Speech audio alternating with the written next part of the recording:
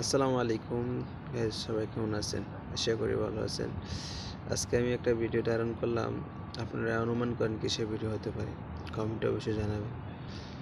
তো আমি সোনাপুরে এক জায়গায় ঘুরতে গিয়েছিলাম। তখন গিয়ে দেখি একটা মসজিদে বিশাল আয়োজন।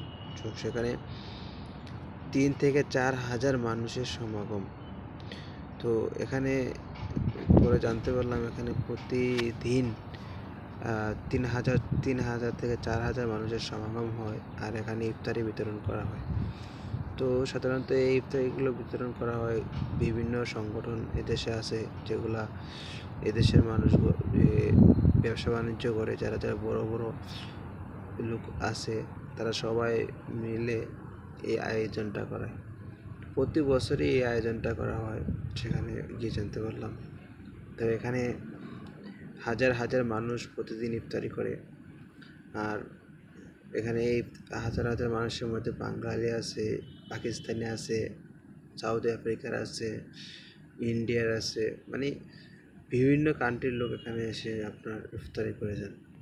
তো খুব সুন্দর পরিবেশ, তাই ভিডিও করে আপনাদের শেয়ার করলাম। তো কেমন হলো আপনারা অবশ্যই জানাবেন।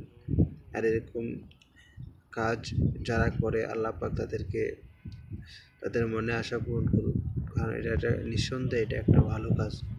এই কাজগুলা আমরা সবাই করি, কারণ রমজান মাসের ওসিলে আল্লাহ পাক আমাদের এই ছোটোখাটো এই কাজগুলোর ওসিলে হয়তো আল্লাহ পাক আমাদের মাফ করে দিতে পারেন। তো আপনারা দেখতে থাকুন, আপনার সুন্দর পরিবেশ।